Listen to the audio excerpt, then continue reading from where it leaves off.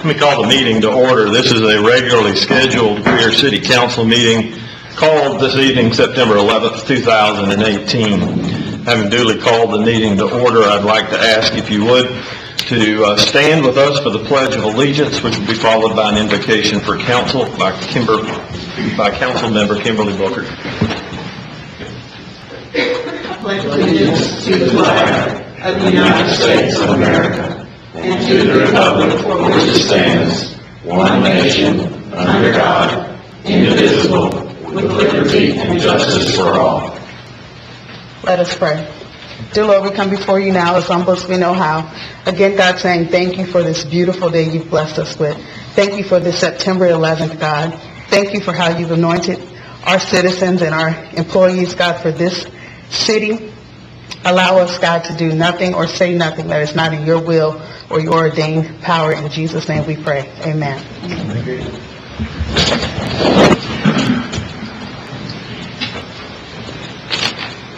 Ms. Duncan, we have anybody to appear in public forum this evening? No, sir. Council will move to the minutes for approval. August 28th minutes are contained in your packet. I'll entertain a motion that they be received. Second. Have a motion and a second. Any items of note for the clerk? Hearing none. Ms. Duncan? Mr. Arrowood? Yes. Ms. Booker? Yes. Mr. Dumas? Yes. Mr. Bettis? Yes. Ms. Albert? Yes. Mayor Daniel? Yes. Council, we have a petitioner this evening.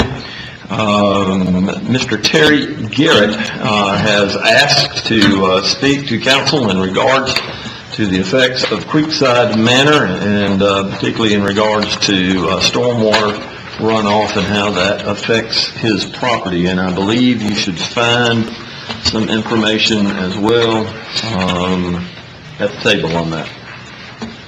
Sir, the floor is yours. If you would, please, if you'll give us your name and address as a matter of record, the floor is yours. I have a hearing problem, and I may talk a little loud. I apologize to the council and the mayor for that. I have a little problem in my house that's going through a runoff water out of the sediment section pond. I've given that for 54 years, and y'all have some pictures of the effort. And nice lady over here on the right. Picture number 1 and picture number 2 is the amount of water coming out of that pond. It runs across my backyard. I've dealt with water quite a few years, and I knew it was a natural drain, but I didn't anticipate as much water coming out of this was going to come. And then, so I did a little work in my yard, but it dawned on me it's not going to solve any problem. I got a little note here, and it's going to be 40 plus houses. All the roof water is going to run off. They're going to be 40 double car garages with a cement pad out in front of them. All the water is going to run off. It's going to be 1,600 feet of road, plus or minus. It's 27 feet wide. All that water is going to run in this little pond. It's going to be 1,600 feet of sidewalk. It's 4 feet wide. There'll be a swimming pool with a parking lot. All the concrete around the pool is going to run into this pond. And I can see where there's going to be a problem. It's going to wash me away sooner or later. The manhole has a 24-inch pipe coming out of the silt pond into a manhole on the back and two 20-inch holes in it. So I know at some point in time, there's a possibility I can get 24 inches of water running across my backyard. And that's just not normal. And I don't know where that, I guess the engineers and architects had a fine job. I talked to y'all's engineers, they wanted to show me the plan and talk to me about the law on it. But I turned it down, he was super nice to me, on the phone. And I just like some help, out of that. It wasn't, to me, it just wasn't engineered right. I guess the engineers looked at all their options. There was more than one option. They could put the storm sewer deeper in the roads, converted it to a pond on the back side. They could lower the roads, and then there's another option, the owner, as far as I know, on Franklin Point, which is a subdivision right across Burns Road. For less than 600 feet of 24-inch pipe, he can pipe that water into a little creek on the other side of the road. I don't know where it's legal to that or not on that. And then, right behind the pond, I've never seen anything like this before. They actually built the pond behind the pond. You see the discharge manhole with 2 20-inch holes in it on picture number 3. Picture number 4 shows the pond, and picture number 5 shows the same pond. The pond was about to dry up, and we got a rain the night before last, and the pond is even fuller than what your pictures are now. My worry is it's only 150 foot or less from my daughter's home. You can't go out in the backyard at night without being hit up with mosquitoes. And I can understand the man-made pond there that would hold that kind of water. And then the sediment pond is designed to let a little water out at a time. Picture number 7 shows it floating in the pond, but that pond got holes in that pipe with a valve on it. And the amount of water it lets go through that 8-inch pipe. You don't get a huge rain, it drains out a small amount. When you get a large rain, it fills up, that will open all the way up and let a full 8 inches of water go across my backyard. And then there's 3 12-inch holes about 4 foot up. When you see that black stuff, paper around the manhole, they'll take it off. There's 3 12-inch holes there. So like I said earlier, there's capability.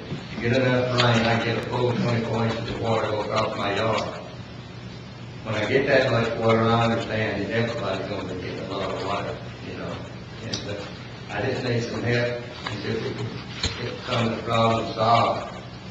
If council can help me out, and I appreciate it. I've been there 54 years, and you can see the ditch is not been filled in or anywhere coming out at all. In 54 years of living there, so I've been having a lot of water coming that way. I've been having a lot of problems. It was a farm. The good Lord took care of the water in a pipe, in the fields and things, to soak a lot of it up. It ain't gonna soak up that water that's coming out of those houses, off those driveways, off of that road. It's gonna come through my backyard. I thank y'all very much.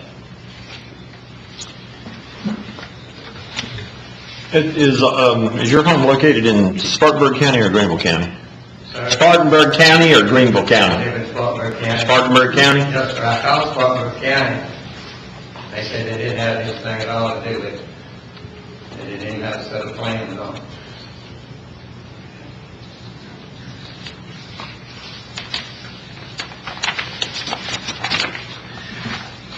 And the pipe that you've identified in picture 3, the one that shows with the 20-inch holes, the one on the bottom of the page there, Number 4. number 3. And number 3, that's just one of the holes, and they actually back inside that is a 24-inch pipe. It comes out of the pond. There's 2 of those holes, those 20-inch holes. There's 2 of those that comes out of there. So And that pond is a man-made pond. It wasn't there. They dug that out and made that pond. where does the 24-inch pipe go? Does it go off the property?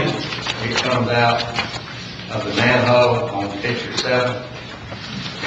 Picture 7, it comes out at that manhole where it overflows. If it ever overflows the top, it overflows into the manhole. Number 7 is the detention pond itself. And number 3 is the overflow. It's the pipe going out into the little pond.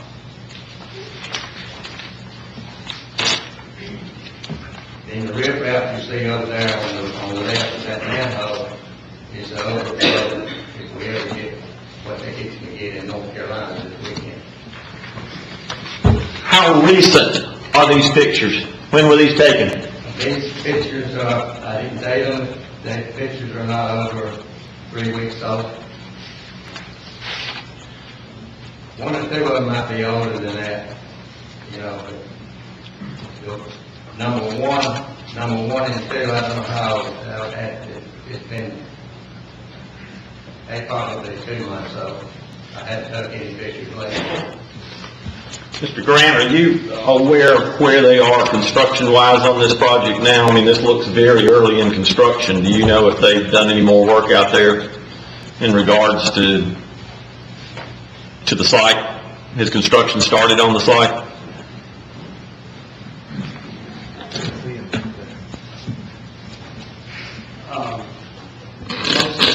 The stormwater ponds are mostly in. They're now grading roads and putting storm drain pipes in other sections, but not near this side of the property. Are there, have the pads been graded, or is there? Rough graded, but not finished. So not finished, so, As far as I know, Mr. Dixon or somebody on Franklin Point, he still owns a lot on the other side of the road, on the side of Bird Road. I did take a picture of that. But for less than 600 feet, $24.55 of this engineer. okay. It's not in the touching room. Well, Mr. Garrett, what I'm going to recommend is that it does appear we're at least early in this project. And so I'm going to ask our staff, Mr. Grant, to monitor this, particularly through some of this upcoming rain. As we get further along in the project, hopefully these problems will become less because the water is going to be more directed to these ponds, and hopefully they've been engineered to help take care of that problem. And Mr. Grant may need to convey to you a little bit more information about that, but we'll certainly monitor it along and make sure you've got his contact information, okay? Thank you. Thank you, sir.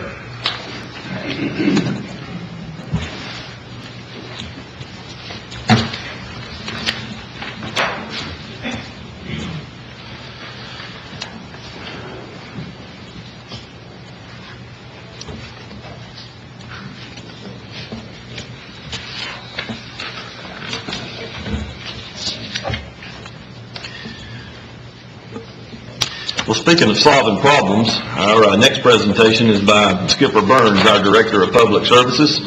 Skipper and his crews have been solving problems in the city for as long as he's been here, and I can't think of anybody that does a better job at it than he and his crew. And tonight he is going to bring us an annual report from the Public Services Department. Mr. Mayor, Council, thank y'all for the opportunity to give you some information of what Public Service has been working on for the past year. We have been quite active and all summer long with the weather and everything. We'll start out this with information on our street signs, and you know we track this every year. As you can see, most of these numbers have remained real close to the same with the exception of the street name signs. We have replaced 169 of those this year. We've had some that we had tried several years ago, some fiberglass blanks, and they just did not last, did not hold up, so we've been trying to get rid of all those that we could. Our street sweeper this year, thanks to council, we got a new one back about January. So we ran our old one for approximately 6 months, and then we ran our new one for about 6 months. This particular year, we have covered over 4,800 lane miles of sweeping. That truck also has a spray feature on the side of it that we can spray curb and gutter lines. We sprayed 487 miles of curb lines. This is 1,600 more lane miles than we had done previous year, and 95 more lane miles sprayed than the year before. Part of that was because we were trying to keep up with the extra wet weather we had. The spring and summer, you know, was very wet, and we were trying to keep ahead of some of that. Then some of the other spraying we have done, we use a truck with a spray tank on the back of it to get to some other areas where the sweeper truck cannot get to. Those crews sprayed these areas, sprayed over 600 miles of sidewalk, edge of roadway, parking lot, alleys, and guardrails.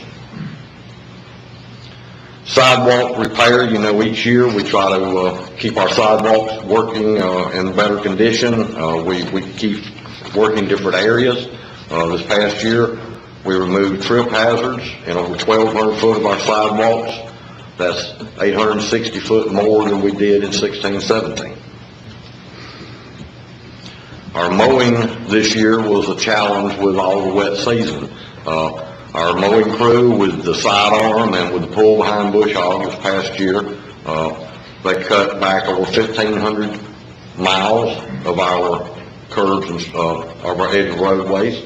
Also, our crew cutting intersections and graveyards and that type of stuff, that this year was weekly or bi-weekly on part of those areas. Our maintenance shop, you know, each year we track that as far as what our vehicles, our fleet for the city. Those numbers have remained the same this past year, real close to the year before. You see vehicle service, about 200 vehicles. Under our miscellaneous and our vehicle repair, those are almost exactly unchanged from the year before. These two together on the miscellaneous repairs and vehicle repairs, 913 repairs out of our shop this year. Asphalt and pothole work,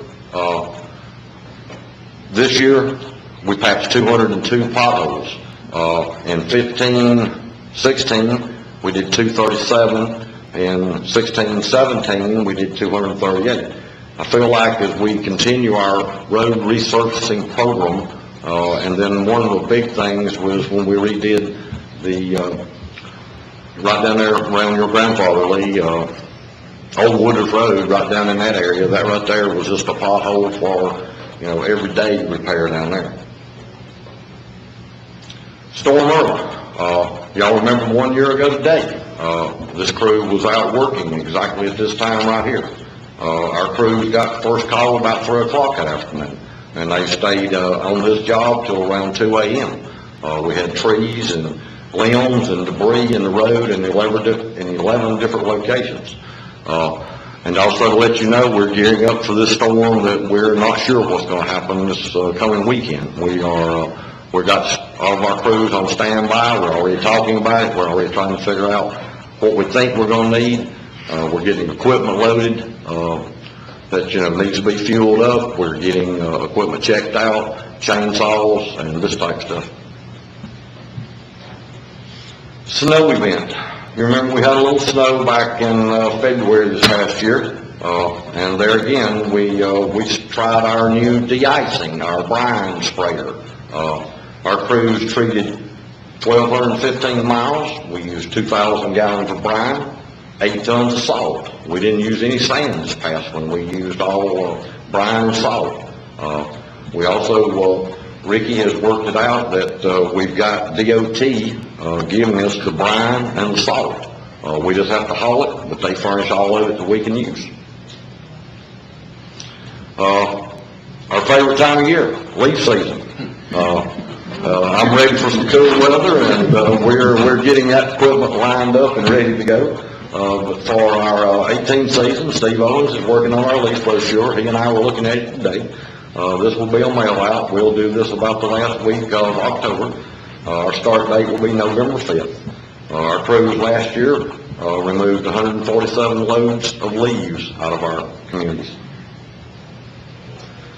Recycling. This one is a tricky graph as we talk about every year. As you'll see in our recycle numbers, our curbside is up approximately 100 tons. And then our center is down about 125 tons. And there again, these are numbers that are provided to us by ACE, and I'm wondering if we're not getting a little bit of this material, maybe from the center that just fills up the truck and goes with the curbside. But these are the numbers we have on that. You remember we started a pilot program in the Brushy Meadows neighborhood. We decided we would do a bi-weekly pickup. We gave each resident a 96-gallon container. We decided we'd try this for approximately 6 months and see how our numbers work. Well, we figured out that we needed some numbers to track before we started this program. So, the week of June 26th, we did a count. There's 202 residents in this neighborhood, and at that particular pickup, that was 2 weeks prior to our passing out the 96-gallon containers. We had 74 of the 18-gallon bins out, and that weight was 660 pounds. The next week, the week of July 3rd, we had 77 of the 18-gallon bins out, and we had 920 pounds. So then we finally had something to track. We passed out the garbage cans, the recycle bins on the 3rd day of July. And this 3rd day of July, we delivered the cans. The first pickup on July 17th, we had 150 carts out for service, 2,580 pounds. The second pickup, July 31st, we had 125 carts, 3,000 pounds. Then on August 14th, 130 carts, 2620 on the pounds. And then the last, most recent one I have is August 28th, 148 carts, 2,540 pounds. I think this is real evidence that this program has taken off and is working. And Ms. Albert, you probably had more response from your neighbors than I have had. I haven't had any complaints. You know, we had like 2 people that said the containers were big and they didn't have a place in their garage for them, and they had them picked up. And but other than that, everybody seems to be putting theirs out. I know I'm enjoying mine. So. Well, we think the increased size lets people, I guess, store it better. Yes. But you're right. I've had 2 residents that opted out, so we know we've got 200 cans in that neighborhood. And the last pickup with 148, I think that's a pretty good percentage and pretty good weight. Also, you remember we did our spring cleanup day this year. Spring cleanup day was April 26th. Our resident count was down a little bit. We only had 132 residents drop by and drop stuff off. I will not read this whole list, but of course the big thing again was paint and flammable liquids. But I would say that we did 1,500 pounds of shred material, 1,000 pounds of e-waste, and 2.8 tons of building material and furniture. E-waste collected at the center, I'm finally glad to see these numbers are dropping. As you can see, we're dropping approximately 3 tons each year. This past year was 14.4 tons. Solid waste. This year our solid waste is up just over 850 tons for the past year. This increase is simply due to the increased number of homes that we're adding homes on a daily basis in the city. Just to give you a little bit of an idea, we have replaced 258 carts. Most of those are just due to age or misuse. We've added, people have called, and we've added 647 recycle bins. And then we've added 430 new carts for new homes. Now, building code has a little higher number than that, and I think some of theirs may be some of the apartments and that type stuff as completed occupancy versus single family that we provide garbage for. As always, you know, we do inspection and jetting our storm drain lines. This past year, over 1,900 foot of storm drain lines have been inspected with the camera and jetted to clean the dirt and silt out of these lines. Some of these locations have been on Snow Street, Mary Street.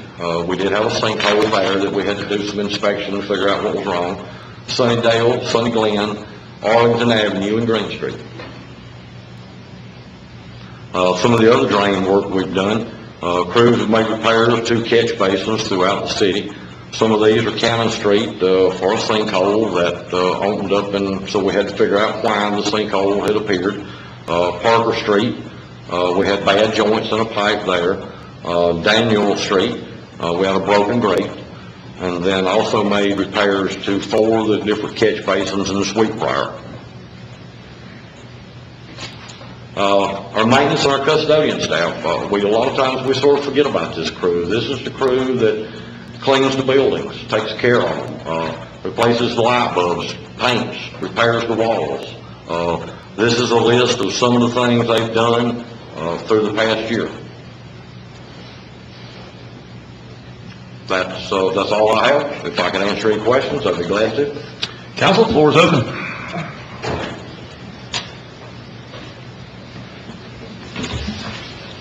Skipper, I appreciate your relationship with, DOT.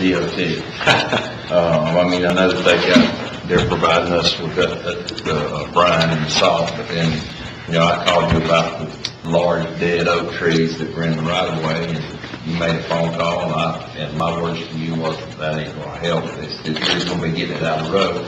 And lo and behold, Skipper got them, they took two trees, they're two large dead oak trees, so. I might not have told them it was you, I might have told them it was a little old lady. Whatever you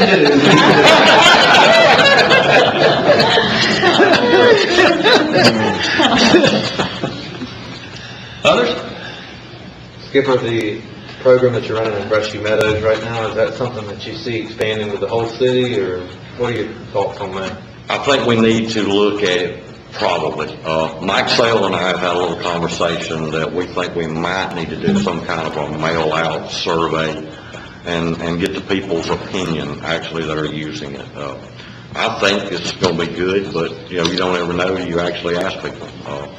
The 96-gallon can has seemed to really help. And like I said, you see the numbers. It's real high participation. When we went from about 25% participation up, 130 cans out of 200, and the weight's going up. So like I say, I think it should be offered maybe in some of the other neighborhoods. Now, of course, there's some things there we've got to work out, the cost of the containers and this type of stuff. It makes it good because it's large enough to hold, you combine things. I Yes, know ma'am. you used to separate the plastics and the papers or whatever, but then being able to just go out there and throw them all into one container, that makes it nicer. Well, I haven't really had, I had one call from a new resident this week. You didn't pick it up. Well, no, ma'am, it's not the pickup week. Sorry. But she just moved and she did not know the pickup schedule. So I tried to give her that information. So. And would that cut the garbage pickup down to once every 2 weeks? I don't Not think you can do garbage, garbage. only recycling. I don't I mean, think does you it have the potential to do something like that? I mean, if it, not necessarily that you still feel like it would be necessary to do the trash pickup? I think trash is going to have to be once a week. I truly do. The recycle is just because the items are bulky, and we've given them enough room to store those bulky items. I actually think maybe some of the other thing was the 18-gallon bin filled up, and they threw the rest of it in the trash can. When we were just using those little 18-gallon bins. What is our tipping fee per ton going to the landfill? Greenville County is 16. Greenville County is 16 a ton. In Spartanburg County? Spartanburg County's on credits, and they have just adjusted that down instead of up. And I think right now they are credit at $33 a ton.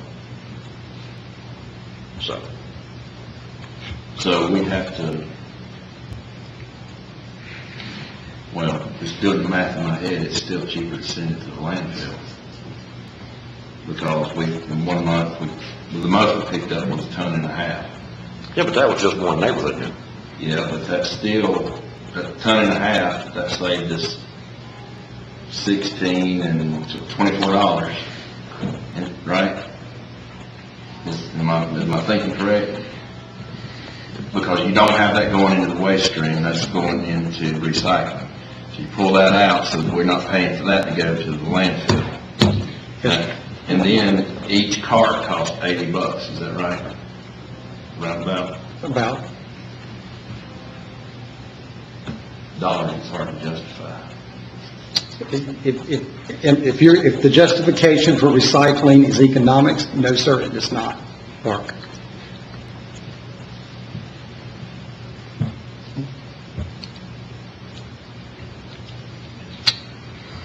Others? Well, Skipper, I can't even tell him, but I know what you do for me. Thank you.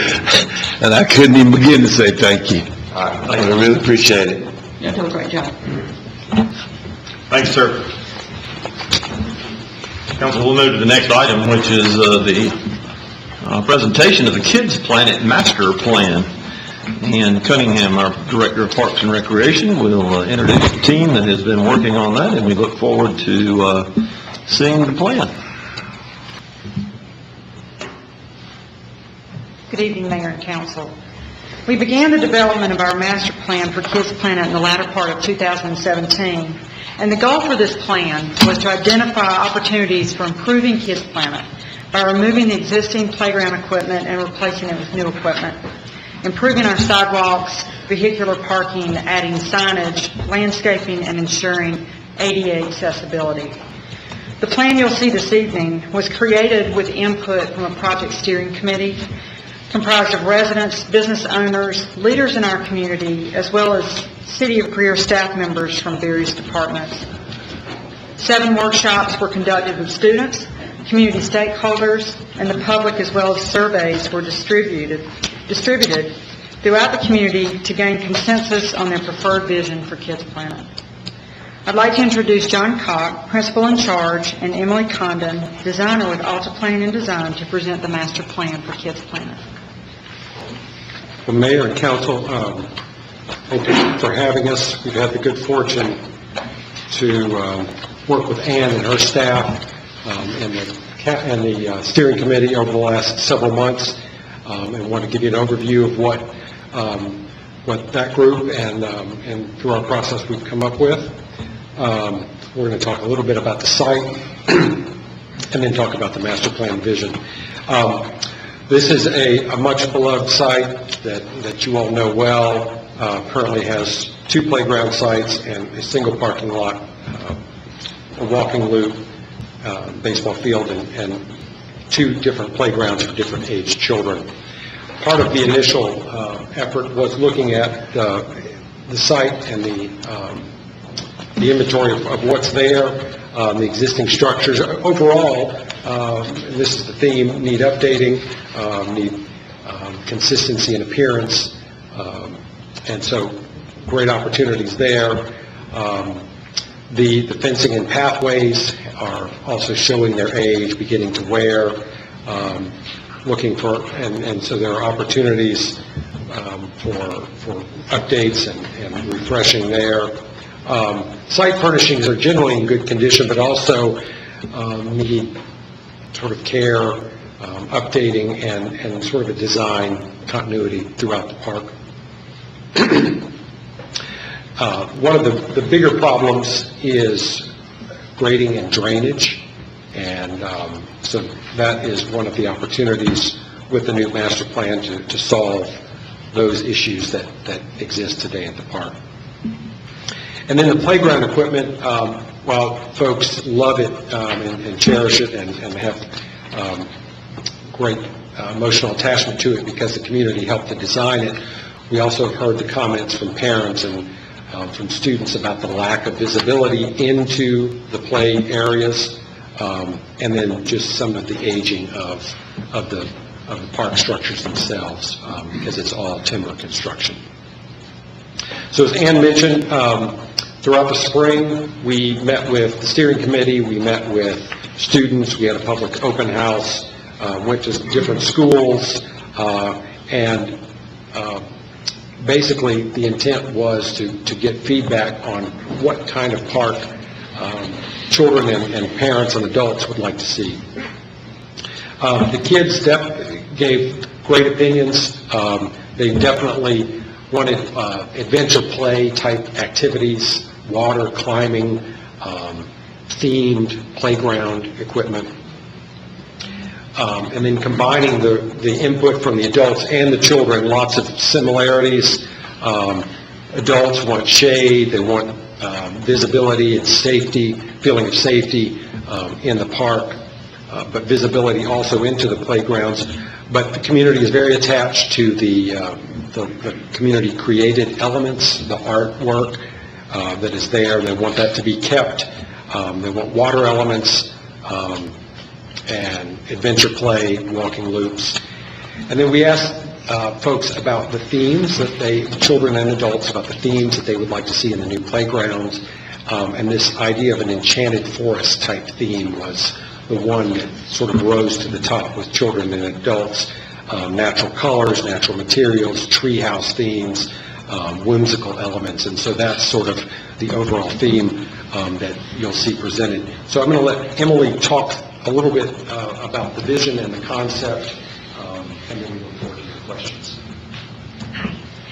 So we refined all of the input and started developing ideas for, creating Kids Planet, making it an even more special place than it already is. These are the existing areas that exist today. So in the more red color, it's the 5 to 12 age playground, the pink is 2 to 5, and then the yellow is the existing pathways. And this is what we came up with. This is just the black and white version of our master plan. So we have, again, the red 5 to 12 age playground, the pink 2 to 5, purple is exercise stations around the walking loops. The dark blue kind of crook is a music station, a water station, and then we have a music station, and we've also added a parking lot, the eastern parking lot, with a connector that we're calling the Hillside Connector. So this is our master plan. We also have it on a board after the meeting if you wanted to take a closer look and read all the call-outs. Should the city decide to implement the playground in 2 phases, we kind of broke down the sections of what would be implemented first and what would maybe come later. So we're thinking that all of the major site work and circulation would get done in that first phase, as well as the 2 major play areas, the 2 to 5 and the 5 to 12, and the water station, the music station, all of the main stuff. This is a zoom in to what we're calling the flag plaza. We recommended that we're going to move the existing flagpole into the center of a circle, and then off of that have the misting station as well as the music station. We heard a lot of feedback from kids and adults that they wanted a water element, and rather than doing an entire splash pad, which we didn't find to be that feasible, we were thinking we could do a really special fabricated archway that mists down that kids can run through, and we think the parents would even love it as well. We're also recommending an ADA accessible music station. There's also room to have like a little stage there for kids to put on shows, and it's all in that central flag plaza area. This is a zoomed in version of the 2 to 5 play area. That main structure, we're recommending a big shade structure over the play structure, and that play structure would be climbing elements, slide elements, all appropriate for 2 to 5 age children. And then the shade structure could be a really striking sculptural abstract flower visible from the road, and would just be a really whimsical element that would draw kids in. We're also recommending these smaller mounds, and you can have the play elements kind of incorporated into those mounds. They can climb and use their imagination and do whatever they want on them. And these are just kind of some examples. We're also recommending a swing set in the 2 to 5 area. This is the 5 to 12 playground area. The elements that will be in this area are, a big tree house, climbing structure with a slide. We're really looking for height on that main play structure, and a bigger swing bay for the older kids, bigger mounds with climbing elements incorporated for the older kids, plenty of seating around all of these areas, and then in kind of the yellow area, some more passive play elements such as downed trees and boulders, really natural elements that kids can use in any way that they want. And then we're also recommending a zip line station kind of towards the bottom, towards Brushy Creek Road, and there's an ADA accessible option that we could use for one of those tracks so that everyone, it's all-inclusive play. So that's that first phase. We also are recommending a connection to Brushy Creek Road so that you don't have to walk all the way around the fencing to enter the park. Phase 2 is kind of that eastern portion of the master plan, that second parking lot, the hillside connector pathway, finish off those planting beds, things like that, and then the major structure renovations, like the concessions, the restrooms, and then just finishing off the site amenity updates. And this is kind of where that Phase 2 would be focused, so it wouldn't really impede on some of the play areas during construction. The two main elements of Phase 2, we're looking at a permeable parking lot, so you won't have to worry about runoff as much. It's a little bit more informal, as well as a hillside connector embankment slide. We got a lot of feedback from the kids and stakeholders and the steering committee that they really loved this idea of dueling embankment slides. Something that, you know, is part of the hillside, but just a longer version of a slide, and really fun for the kids and adults. This is that master plan.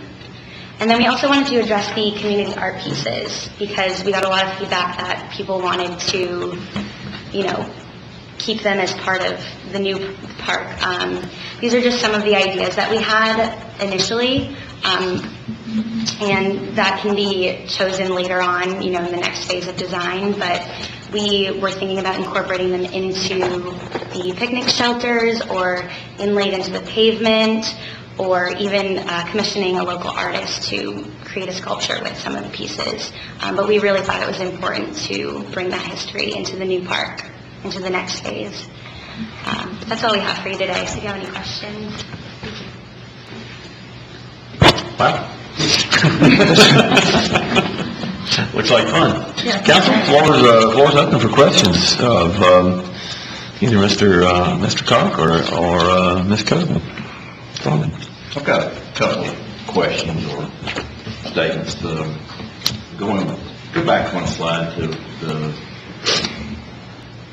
I think keeping the artwork, that's super important, and then the pickets from the fence. I read what you, the engraved post used for framing of community chalkboard or information kiosk.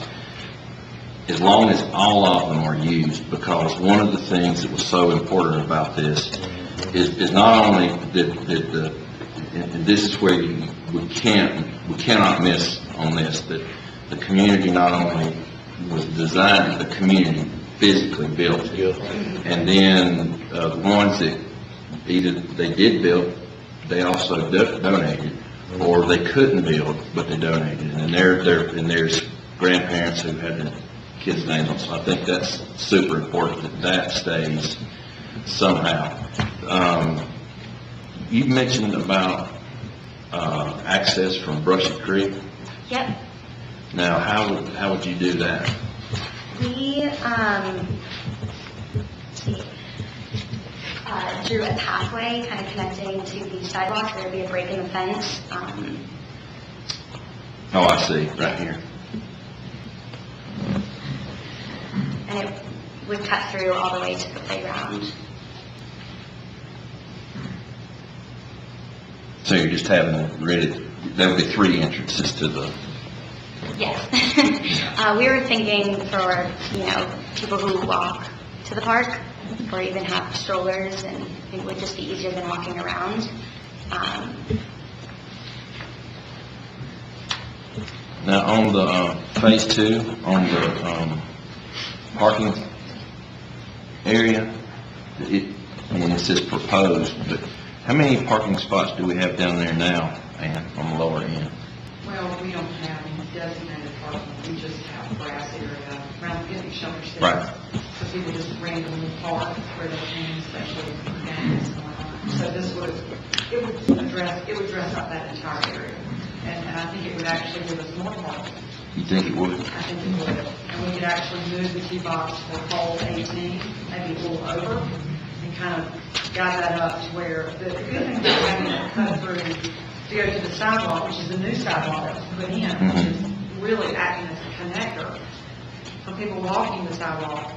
But it would also allow disc golfers not to walk back through Kids Planet unless they chose to, but they could actually walk out through there and go around And we're also looking at doing a sidewalk. If you go into the main parking lot now, and go over to the playground, there is a break from asphalt to where Big there's drop off. a path, and there's a huge drop off. So we really want to fill that in and make that a sidewalk, so that sidewalk actually connects all the way to the main entrance of Kids Planet.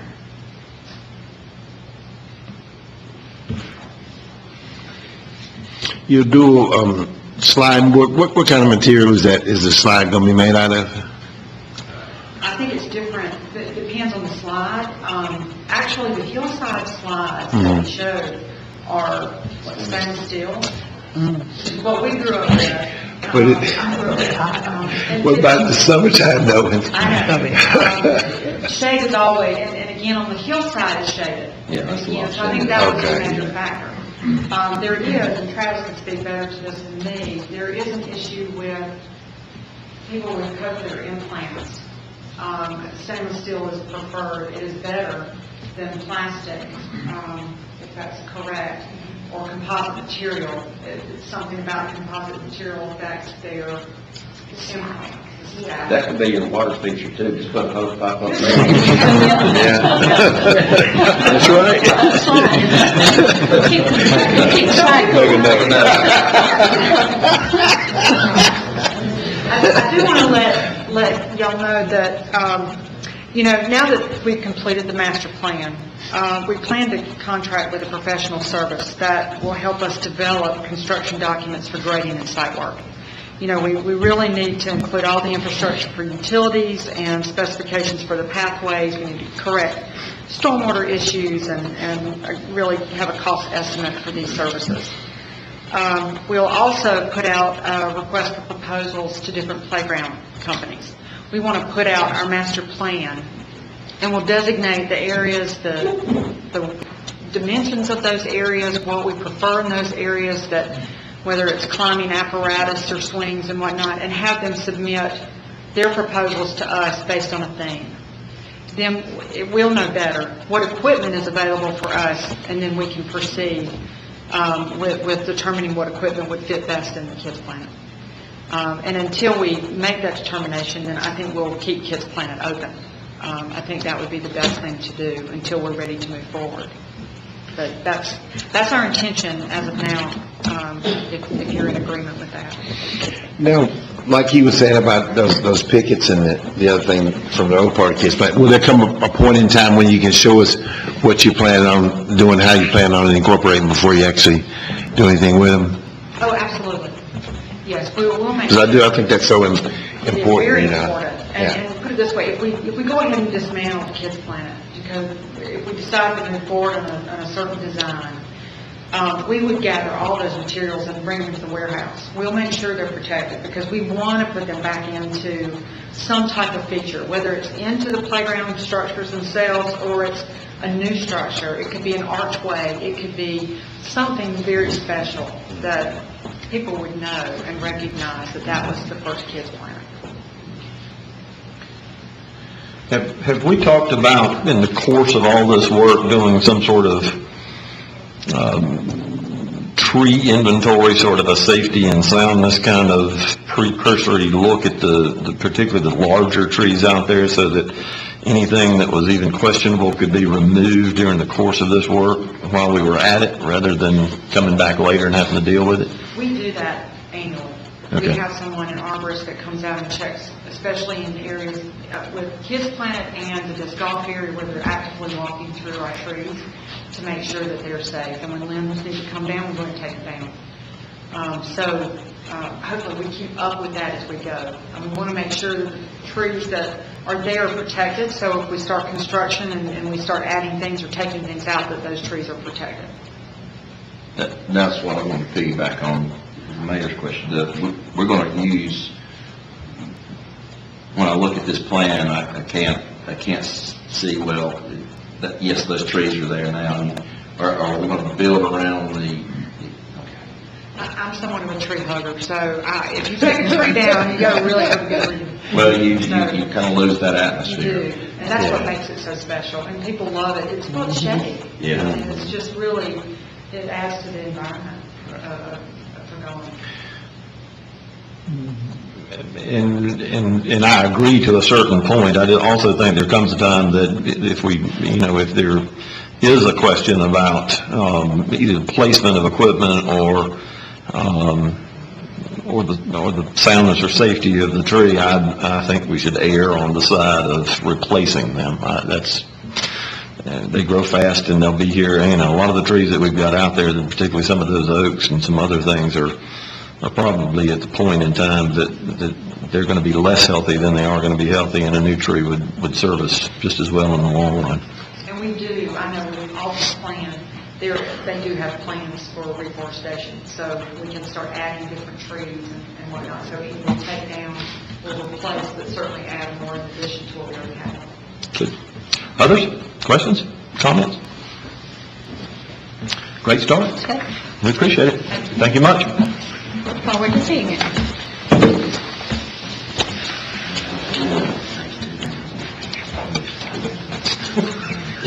Better be at the fall. Yeah. Well, like I said, they run the water, them kids love that. Council, in terms of boards and commissions, we only have one opening at this point in time. That's the Board of Zoning Appeals, where District 1 has an opening. Mr. Airwood, any update or in that regard? Yes, an update. We are talking with an individual now who we think will be great, but there are some, I don't want to say issues, but there may be some reasons that this individual can't serve. So we're still working on it. All right. Good. Then we'll move to items of old business then. We've got a couple of items of old business, the first of which is the second and final reading of ordinance number 25-2018. This is an ordinance to change the zoning classification of property owned by Reba C. and Nelson R. Green trustees located at 851 Brockman McClyman Road from RS to DRD. Ms. McCormick, have you got information in that regard? Yes, sir. As you know, the Planning Commission conducted a public hearing on June 18, 2018, and since that time and after first reading, the plan has changed. The Planning Commission recommended approval of the original development. However, the developer is requesting a list of changes, and you have those before you, but I'm going to read them also for the record. These changes do not have a net increase in the number of units, however, do include the following. A new tax map number was assigned after the property was subdivided. As you know, it was one large parcel that split from McClyman Road, and now they have subdivided as they are prepared to annex a portion of that property. They have removed all the guest parking from the townhouse section, which was more adjacent to Aver Creek Road. That is not required by our ordinance, and with the guest parking, the roads had to be private. They are now asking for those to be public. The clubhouse and associated parking has been removed. Instead, a pocket park with grills and picnic tables will be located in that area, and a cluster mailbox unit will remain in that area. The acreage of the single-family section and townhome sections have changed. Approximately 22.7 acres were initially planned for the single-family section. That has been increased to 24.6 acres, and the townhome section, which was initially planned for 8.15, has been reduced to 6.8 acres. The purpose of that will come in just a little bit. The size and number of townhome units has changed. The units are now 20 foot wide rather than 30 and 33 initially shown, and the number of units has been reduced from 58 to 50, and that's why you see that acreage reduction. The size of single-family lots has remained the same, but the number has been increased from 69 to 80. That's also reflective of that acreage change. Age of property has also been updated on the boundary survey. And a note has been added regarding the subdivision name and potential to change that. We'll obviously be going through our 911 office if that does occur. The approximate number of units in each phase has been updated for phasing. In phase 1, there were originally 29 townhouse and 43 single-family units. It now calls for 25 and 40. Phase 2 originally called for 29 townhouse and 26 single-family, and that is now 25 and 40 also. So you're splitting half of the development in phase 1 and half as part of phase 2.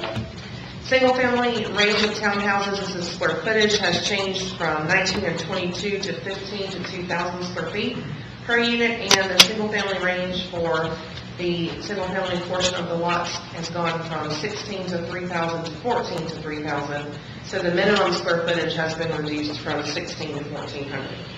In summary, the applicant is requesting these changes read as amendments to the statement of intent and concept plan for ordinance 25. I'll be glad to take any questions that you may have.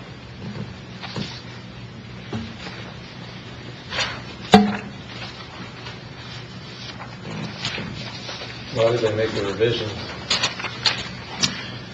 The developer is here, and I would like to see if he has any comments regarding that. It's my understanding at this point that they changed builders, and working through some issues with the builders, these are the changes that they are looking to make. If you'd like to hear from him, I know he's present. I think that's appropriate, and we'll get to it in just a second. Let's go ahead and do this, council. I'll entertain a motion in a second, and the floor will be open for discussion. Do I hear a motion? So moved. And a second. Second. Now the floor is open for discussion. By show of hand, is owner, developer, or someone associated with the project with us this evening?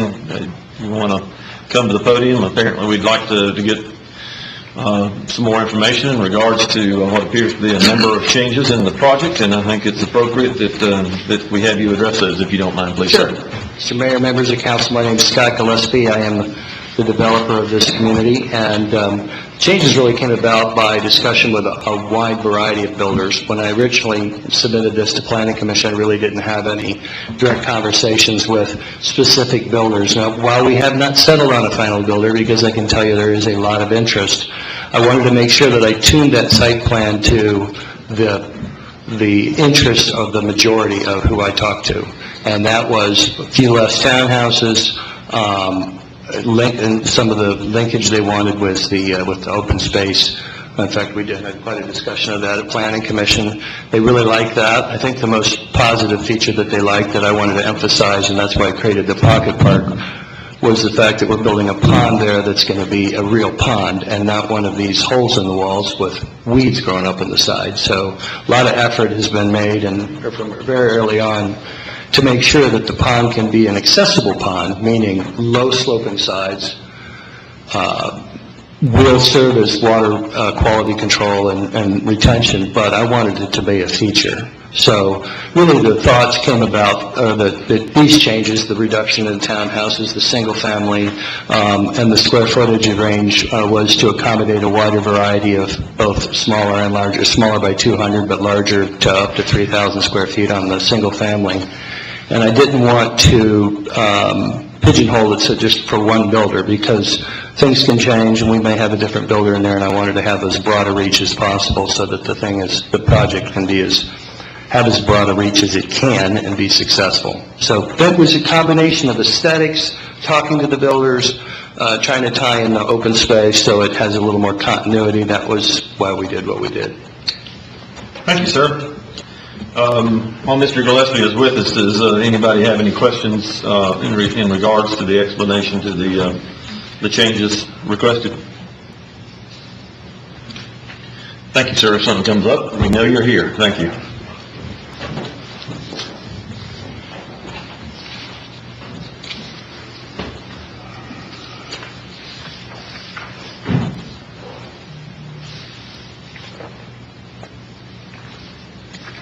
Council floor is open for any further questions or comments in regards to the project. Hearing none, Ms. Duncan? Mr. Airwood? Yes. Mr. Griffin? Yes. Ms. Booker? Yeah. Mr. Dennis? Yeah. Mr. Bettis? No. Mayor Danner? We need to make a point of order. We need to get some additional explanation to the change of the original ordinance that we're adopting the change with this as well. That has not been communicated. Okay. We need to make sure that we're very, very clear about that. Okay, in summary, the applicant is requesting the changes that I read as amendments to the statement of intent and concept plan for ordinance 25. So we need to amend the motion to include the All changes? of those amendments. Okay. The original motion was made by... Yes. We would need an amendment to that motion, because what you have been provided would need to be attached to that as amendments to the original motion. You can do those, you can certainly do those, but, or you can make the motion that it be included as an attachment. Okay, all right. Mr. Griffin, I believe the easiest thing for us maybe to do would be to allow you to amend your motion to proceed with the attachment detailing changes. Well, I'll amend the motion to include the attachments detailing changes. And then I'll need a second to that. I'll second that. Okay. Is that appropriate? Yeah, thank you. Just want to make sure we had that as part of the record. Okay. Given the fact that we have amended, well, we didn't finish.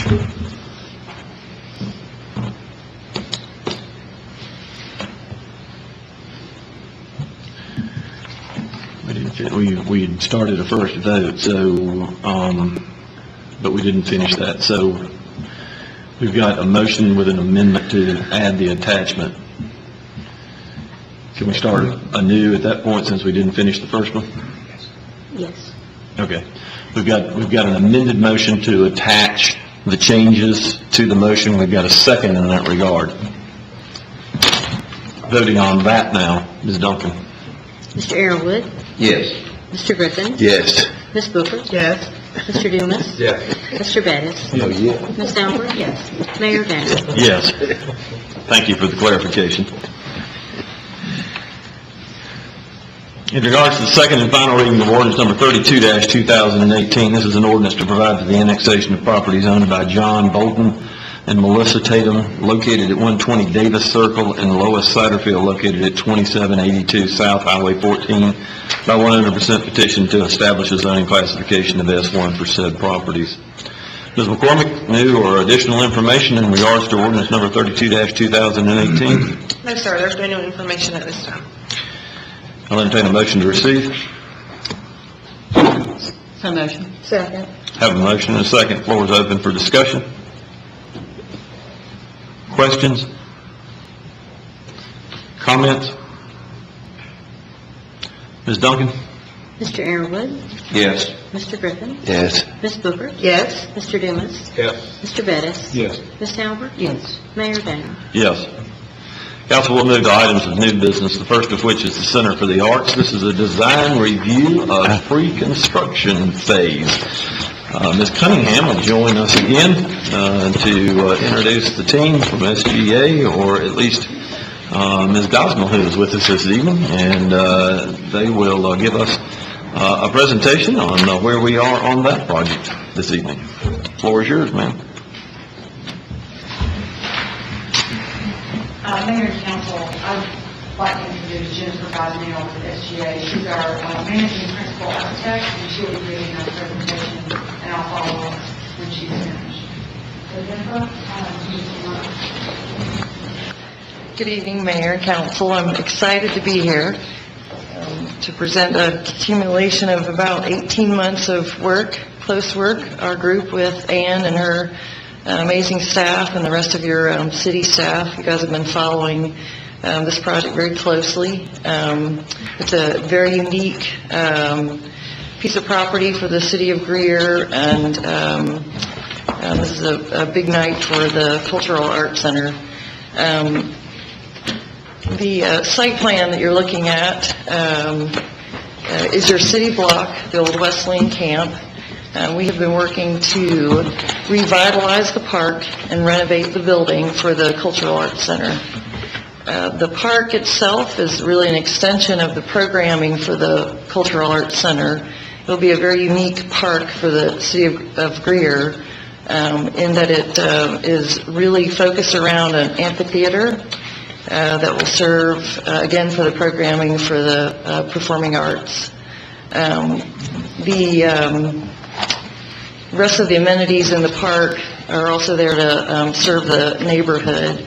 So you have the amphitheater, you have a playground with some swing arbors, you have a bisecting bike trail that is connected to your bike plan. And then the landscape supports the current mature trees that are there.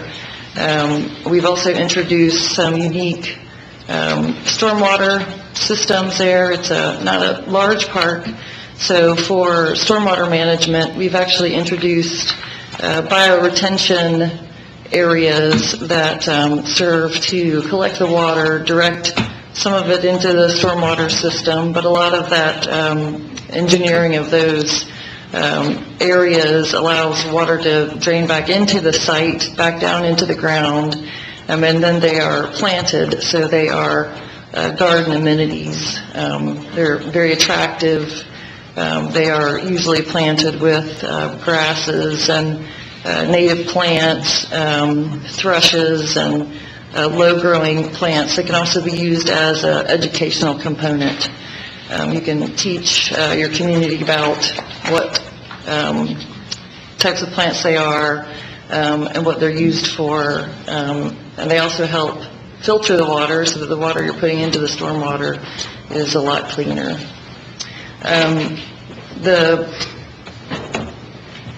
We also have added parking that would support and I must point out the amphitheater. This is the master plan. The amphitheater is not currently in this phase, but it is planned for, as well as the playground equipment. There's the fencing, the playground, and the swing arbors would be in a future phase. As we developed the building, the building is, again, supports just the Cultural Arts Center. It is somewhat divided into the existing building. Back up. It's the existing building. There's no addition. We are just reorganizing it to support visual arts and performing arts. So the colors of the building that you see are more in the blues and greens. The front side of the building, that is your visual arts component. So you currently have art studios there. You'll have art studios again. You'll have larger classrooms, which is part of the program for art classes and pottery studio, and an entrance there that is specifically for the visual arts students as they come to class. That's on the front of the building, your existing front of the building that faces the current parking lot. We've also developed a primary entrance for the performing arts side. So those are the colors that you see are more in the oranges and yellows.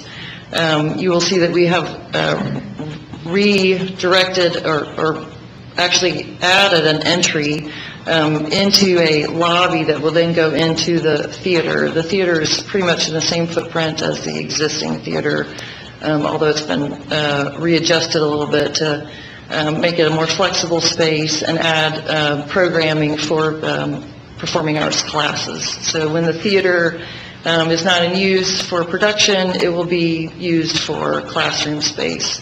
It could also be used for all kinds of venues. You could have wedding receptions there, just special events, anything that the community would need a space like that.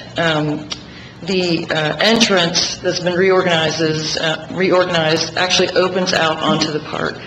So we've developed a new front porch, as I like to call it, that extends across that side of the building to try to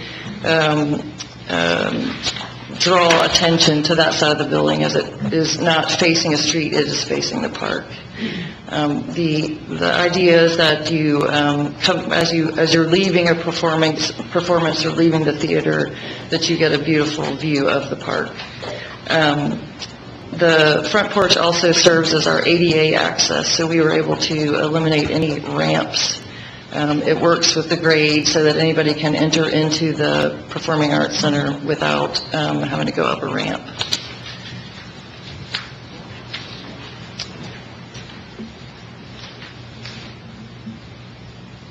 This is another plan that just shows you have a upstairs area. It's really just your mezzanine for sound and lights for the theater.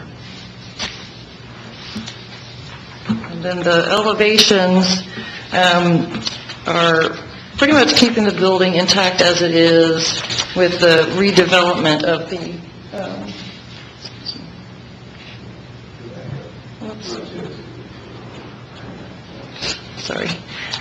the front door for the Performing Arts Center. This is, again, the front porch that we're introducing.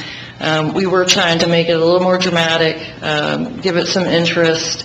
So we've introduced this butterfly roof with the splayed columns that for us kind of emulate the trees, mature trees on the site, and also allude to the idea of you're entering into a curtain on a stage. The building itself, while we had wanted to do a little more to it, we worked very hard to, with Hogan Construction to match this program and scope of work to the budget. So one other thing that we have on the table that we would like your opinion on would be the idea of painting the building. This is a inexpensive way to make a dramatic impact and change to this building. We don't take that lightly. We don't typically just paint brick on a whim, and we know there's a lot of history for this building, so we just wanted to present the idea that we might do it in a way that would antique it. And I have a few images here that show there's a variety of ways that you can do this, and the range is extensive, and we would definitely be doing sample panels to be reviewed and approved before we did this. So just to show a couple of ideas of what that whitewashing of brick could look like.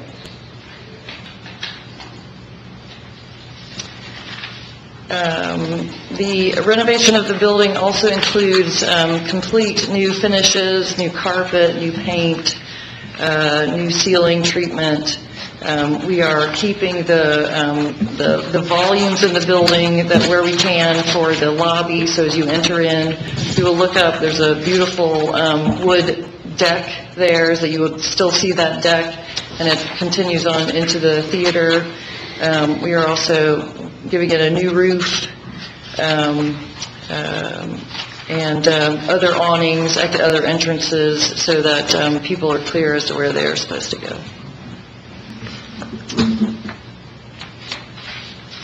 Any questions? Try to go through that quickly, but I can back up. We can come back to some questions. Andy, go ahead and look at your side of that, and if we have questions, we'll make sure we bring each person back up. There was a comment, I guess I just wanted to revisit quickly in terms of phases. So we've got identified at this point at least 2. Is that what we're talking about? Yes, sir, and I'm going to share with you in just a minute a little bit more information, if I could. If you'll recall, the conceptual design was presented to you at the council retreat in early May, and since that time we hired Hogan Construction Group to work with us in the pre-construction phase of the design-build project to complete the design of the facility and surrounding park and determine the guaranteed maximum price. In completing this process, we divided the project into 2 phases. The first phase will include completing the building and the surrounding park, with the exception of the 2 alternates. This would be your first alternate, which is your amphitheater. Again, would come in a second phase. And then the playground, the fencing, the swing arbors would also be in that second phase.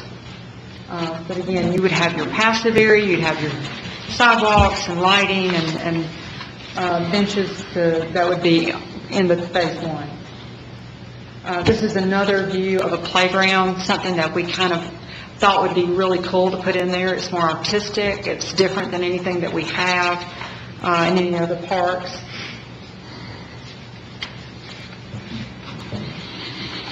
And then I wanted to review the budget with you, if I could, to kind of show you where we are.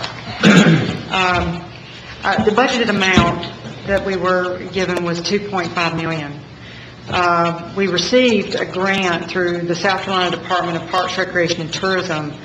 It was a recreation trails grant for $100,000. So you'll see the top that we showed that as revenue, and that brought us to $2.6 million. We then identified different parts of the budget, the project that would qualify for stormwater funds. And so we separated those, and that was $266,803.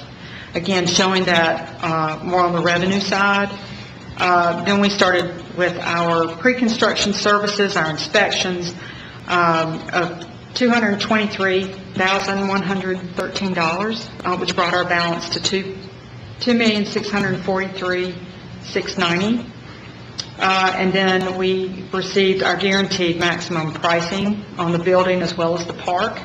The building was $1,403,872, and the park, $866,153, for a total of a guaranteed maximum price of $2,270,025.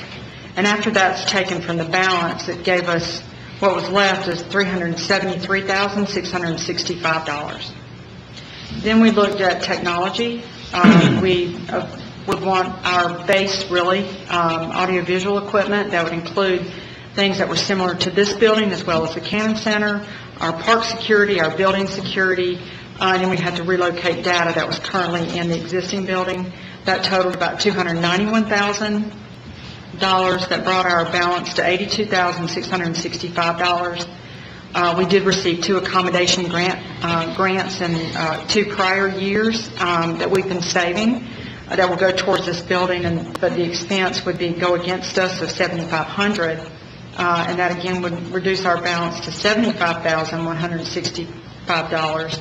And then third-party inspections, we estimate at $15,000, bringing our balance to $60,165, and that we would use as a contingency for the city of Greer, for us, which is about a 2% contingency based on the total project cost. And down at the bottom, you'll see we kind of separated all this out so you can see what the total project cost is, again, $2,866,803. And then we also added, in case you were interested, the total project cost with alternate 1 and the total with alternate 2, and then the overall total, if we did everything, would be $150,502.50. Mayor and Council, if we may, I would ask that Ms. Cunningham then would proceed in looking at some additional, how this property would be used. We'd like to come back to this slide, and I'd like to provide council with some additional specific information about how we negotiated the guaranteed maximum price and a proposal for a path forward for us on the project. Okay. I'd like to ask... I'm sorry. Two quick questions, if we can, while we're at this point. Yes, sir. The technology with AV and park security and data relocation, I get that. The needs that we will have for the productions in regards to lighting and sound equipment and all that, is that something we have and will be reusing, or is it included somewhere else in the building costs, or where is that piece of it? There may be product that we already have that we can bring over from, say, the Cannon Center that we're already using, that Robin can speak to that. But the technology line that we have here is basically the AV, audiovisual equipment that we have currently in these buildings. So it's not theatrical lighting. That, again, is something that we can apply for grants for. We can try and Greer Cultural Arts, I think, is interested in doing some fundraising to see what we can do to raise money for that, to add it to the facility. Okay. And in regards to the amphitheater, knowing that site is relatively flat, is this an elevated amphitheater of some kind, or is it actually goes, they're changing the elevation of, I'm going to say 4 feet, correct me if I'm wrong, 4 feet, that actually it will go down into, the amphitheater will actually sink down. If that makes sense. The Great Lawn, if you go back to... Also, are grading the Great Lawn up, so there's a bit of a knoll at the back side of the Great Lawn. And I can show you here, if you look at it, this drawing, if you can see it, you see the grass area, the great lawn area at the top. With some elevation lines in it That there. would be, Yeah. right, that Okay. shows you a difference in elevation, and it drops down to the amphitheater. Okay. I'm going to ask Robin to come up and share some information on uses of the facility. This is really exciting. There's lots of things that we can do with a split building that is performing arts and visual arts. It'll allow disciplinary events like arts festivals that are just more than arts. They'll have a visual art component and a dance component and a theater component. And going forward, I see 3 programming times: daytime, which might be preschool activities and seniors, an after-school arts program, and then evenings and weekends.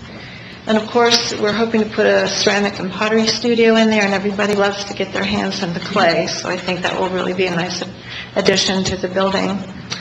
With more art studios in the building, we will, I would hope that in future years, I'm not sure if any of you have heard of the Metropolitan Arts Council's open studios that they do in the fall, and I would love to see our building on that register coming up in the future. A program that I would like to institute is to have some student artists come on board and perhaps give them a trade and art studio space for them to have a key and to open the building, and maybe call them arts ambassadors or Greer recipients, so that they would have if they can't afford an art space, they could work with their art space. And some things I see in the future with the park, maybe a chalk festival, exterior touring arts and sculptures, exhibits, and small performances in the amphitheater. One of the things that is most exciting about this project is, as we have been working collaboratively over the last several years, we know that this site fits into our community master plan as part of our intent to connect our downtown to a developing arts community. We certainly envision that this connectivity for us then not only makes this site a community neighborhood park and use facility, but it ties to a larger area more from a destination standpoint. And that's important when we look at things, particularly like the playground area. The playground in a site like this isn't intended to be like a kid's planet. This is a neighborhood gathering place. So it isn't a larger community-wide destination area. It is intended for the children of that area to come in and use that site. As activities are happening inside the Center for the Arts, or activities are happening inside the park, and again, it is a gathering area for children and their parents there, but not on a large-scale area. The park itself would be used more for this concentration of arts, performing and visual arts in the area, both inside the building and opportunities for those things to happen outside. But the park area also then becomes very usable for the community that surrounds it. The intent for us is that we are expanding opportunities for our communities, for our neighborhoods.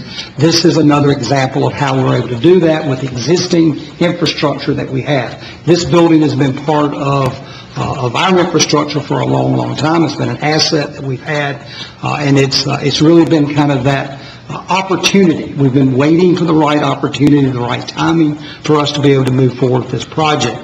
You've been extremely involved in this process for us. As we said, we've been working for about 18 months, working with SGA and the fine folks over there. The important thing to note, and it's one of the reasons that we're moving back here to the budget, this is a project that has been value engineered. We have had to work diligently through this process to make sure that we are bringing this in line with what you had originally envisioned and what you gave us direction to do moving forward. Council approved for us a while back for us to negotiate, to interview and solicit a contractor that would work with us in developing a guaranteed maximum price project. That's very different from us than going in a bid process. Guaranteed maximum price is identical to what we did in this building. It's identical to what we did in the city park property here outside, and it's identical to what we did at the police and courts building. It's a bit different for us. It's more of a design-build relationship that we are able to identify a contractor early on in the process, and they work with us so that as we design, they're able to give us cost information about what that would involve. And so through that process that Ann and her group solicited and ultimately selected Hogan Construction, we've been working with that group at this point. So what you see in the budget is those guaranteed maximum price opportunities, both for the facility, the building construction, again, Ann identified that, but separating those between the building and in the park, that's the $2,270,025. We are always and have always been working in this project from the perspective of the $2.5 million. That's the number that we set aside in our financial planning. It's what we identified. We also, this is a component of our bonding that we did when we did the larger bonding for downtown, for the parking deck, and for this project as well. We had to get a bit creative because the 2.5 was getting used very, very quickly, and it's one of the reasons that we came back with Hogan Construction, and we offer as alternatives the amphitheater and also the playground and the arbor area, the bench area around that. We certainly recognize that staying to that number that you defined, that we have the ability to do that by using some additional resources that we have. That's, again, our stormwater, some existing funding that we had in place.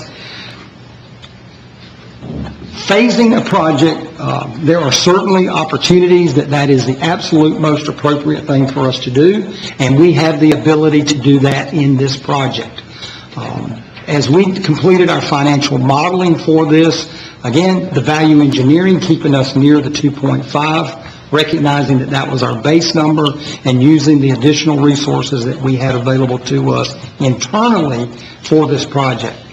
It would be our recommendation that you would consider the alternate 1 and alternate 2 to include the amphitheater as well as the playground and the arbor area and swing and seating area that's adjacent to this. That guaranteed maximum price was included by Hogan Construction as well. So we know that we can do the amphitheater for $110,000 as the alternate 1, and we know that we can do the playground with the fall safety material, the fencing, and the swing arbors for $173,669. If we are to do all of those things, you can see that that is a total construction, total project of $3,150,502.50.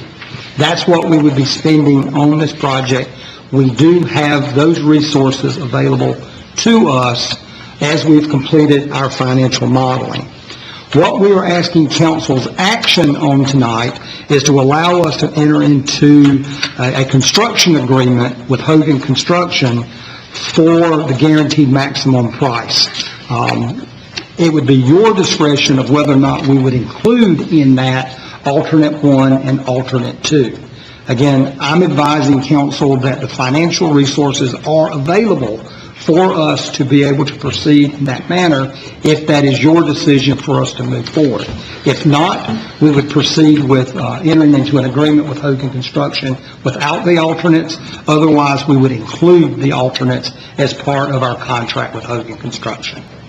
So the action that we would be asking of council would be to authorize the mayor or the administrator to enter into that agreement for that guaranteed maximum price contract.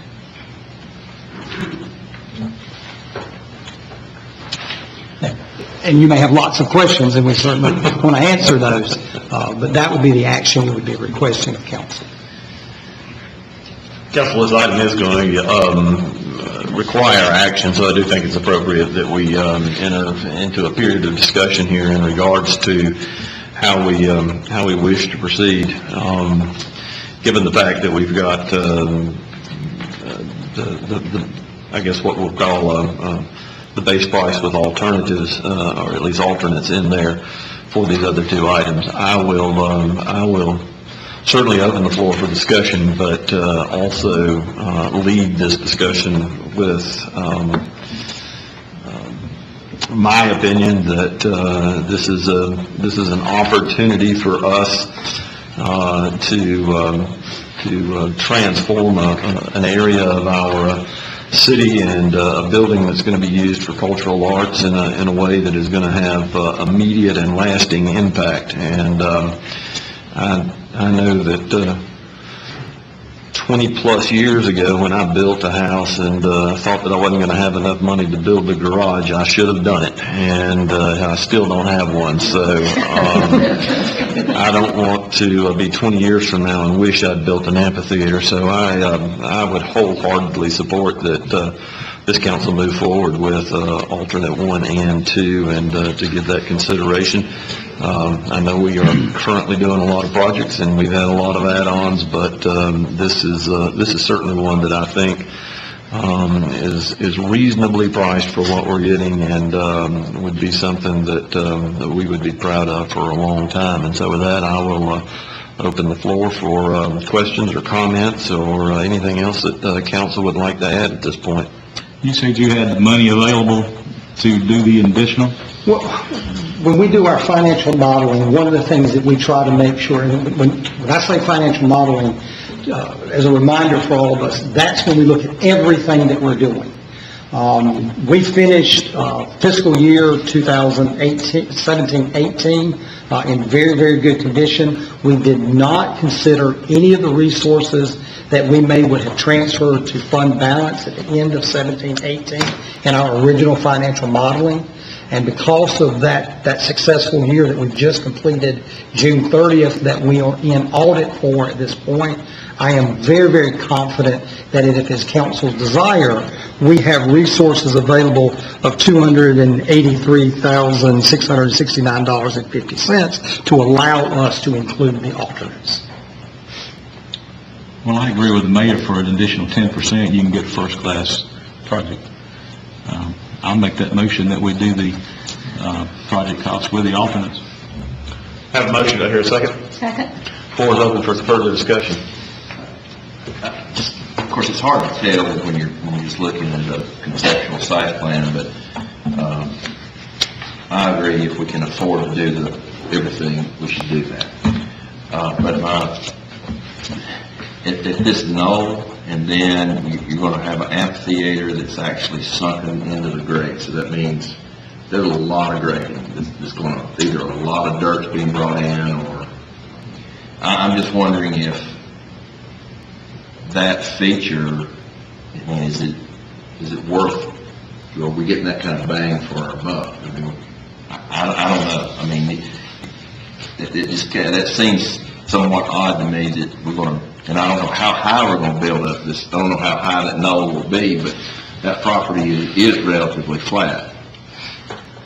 And then she mentioned something about some special treatment of stormwater. Is that a cost, or is it just versus some other type of stormwater, or is it just a complete wash, one way or the other? Versus putting in a pond. I mean, I get the alternative, I think, would be to do a pond. And what we were looking at on that particular site, because of the area that we had, unlike what we dealt with here, where we really needed to put a pond at City Park, we have to manage stormwater on the site. The alternative of using rain gardens and that type of environment gave us an alternative versus building a pond. And do we have a cost to have comparison on? Versus doing the pond? Yes.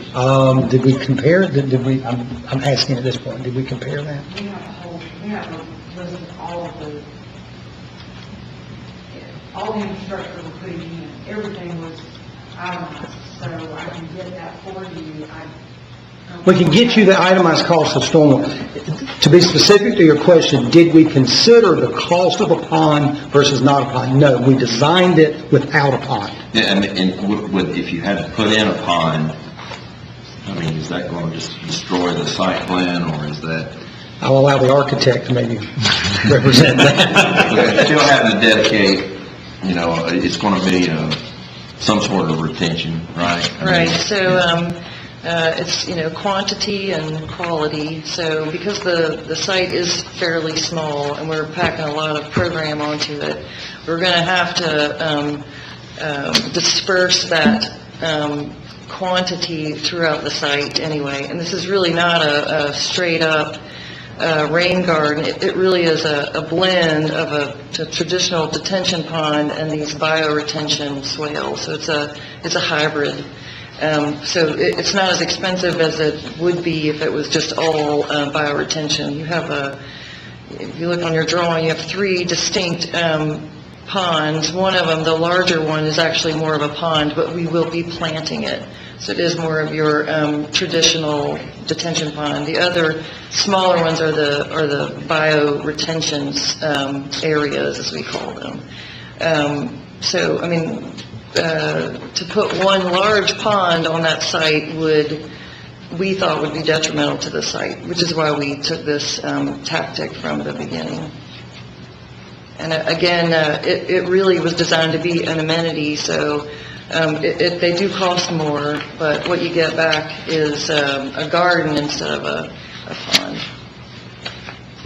Well, since you're there, can you tell me how much elevation change is going to be from the top of that knoll to... It's about 4 feet. From where?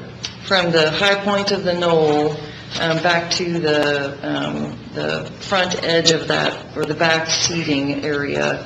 And I really think the depression there from the seating to the stage is 3 feet. I think you'll have a 3-foot stage. So it'll drop 7 feet? Is that what you're saying, from the knoll to the front of the stage? From the knoll to the bottom of the stage. So it's a gradual rolling till you get to the seating, and then the seating is a little bit steeper.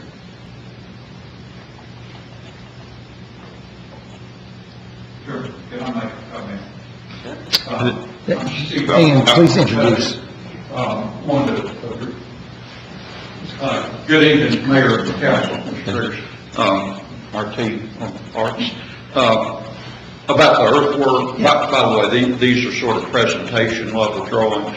There are complete documents already have gone through the first round of permit review, and now they're addressing the reviewers' comments and getting ready for the second round. So they're more complete drawings that show all the elevations. But regarding the dirt work, we've done the dirt work takeoff. We're moving about 8,500 cubic yards on site.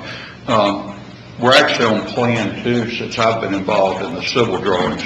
But it turned out when we did the first estimate, we had about 1,500 cubic yards excess dirt. And so, we thought it was good value engineering to just redistribute that dirt on site, create the berms, so there's no imported soil. I wanted you to know that. There were also originally 3 rain gardens, and now it's been reduced to 1 rain garden and 1 biodetention. And yes, you're paying a little bit more because they're that type of construction, but like the first gentleman sort of had an eyesore detention pond, you're avoiding that in this park atmosphere, that it blends in, there's sod in it, and then one has very nice landscaping in it. So they're actually a feature instead of a nuisance. And, the cost isn't tremendous considering that you're turning it into a usable area, and it looks good. But I know I've been involved in it on the cost side and the earthwork side, and wanted to make those comments. So now we're taking out 8,500 cubic We're yards. moving that on site. It's what we call in the business. It's designed to balance on the site. Right. Originally, we had 1,500 yards excess, which really isn't that much. But we got with the engineer and the architect, and we created more berms to sort of put that dirt to good use. Okay. And not pay to haul it off. Good. All right. And that answers my question. Okay. And then there's a drainage set up. The bottom of the amphitheater is sort of a lower area, but there's storm drain connected to carry that water off so it doesn't hold the water. If anybody else has any questions,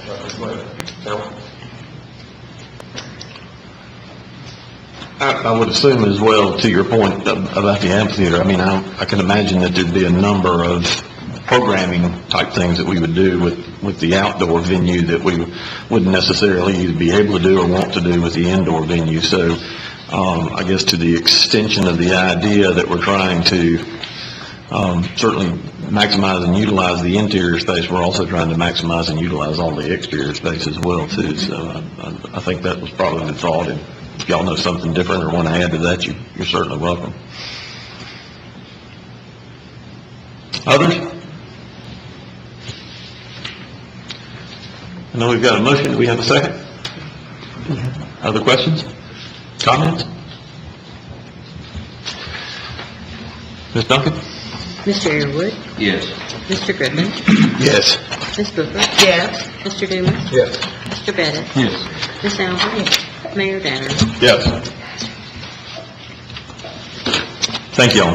Thank you. Appreciate it. You'll be very, very proud of this project. It's going to be great. I know we will. Sounds good.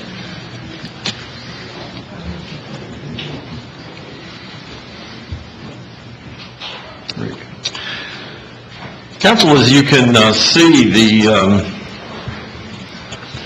next three items before us are at least reasonably connected in some regard or another.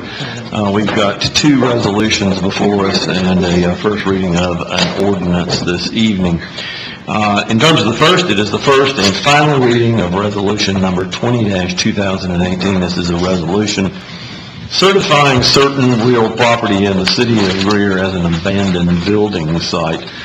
Mr. Driggers, do you have additional information in that regard that we may consider? Mayor and Council, I'm going to ask Mr. Deaton.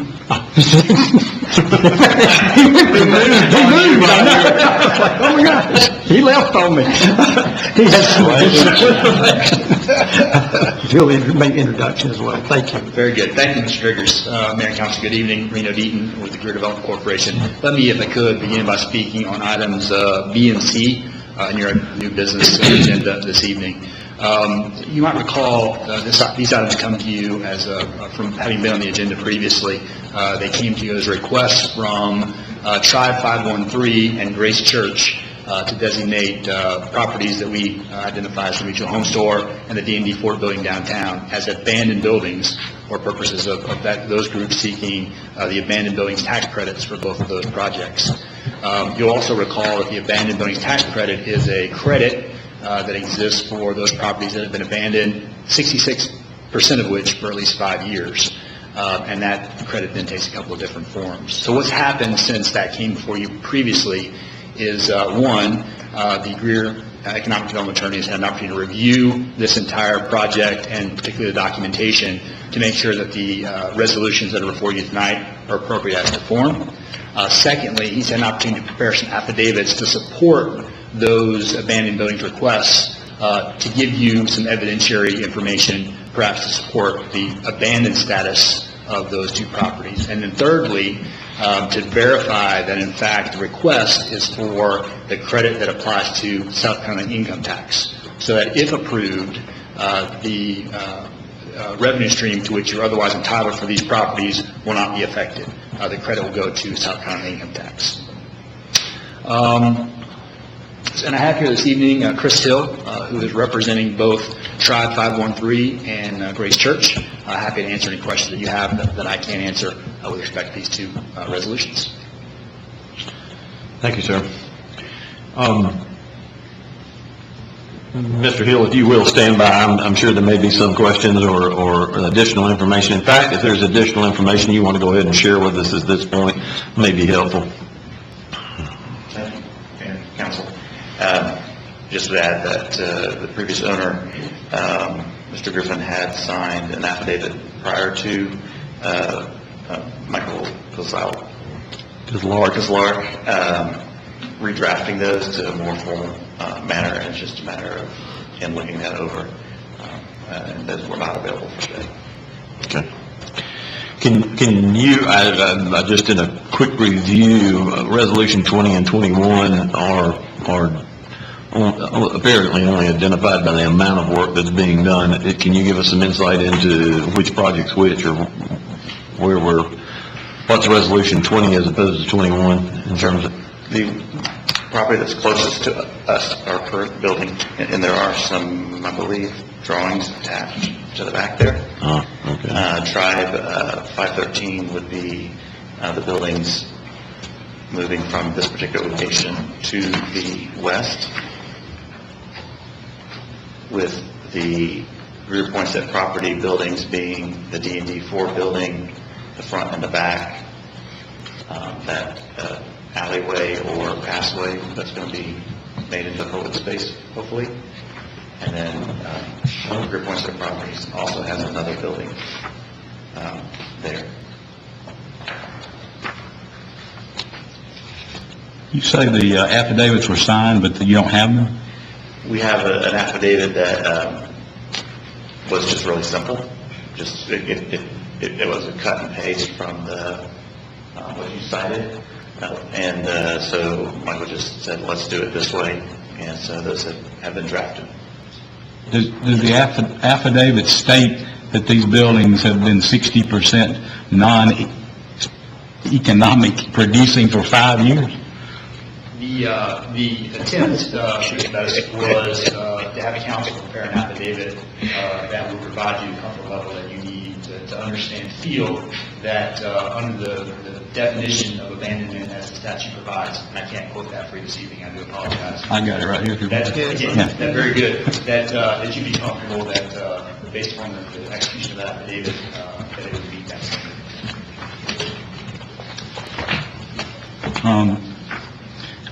Do they, on the D&D, they still intend to turn that over to the nonprofit after taking the tax credit?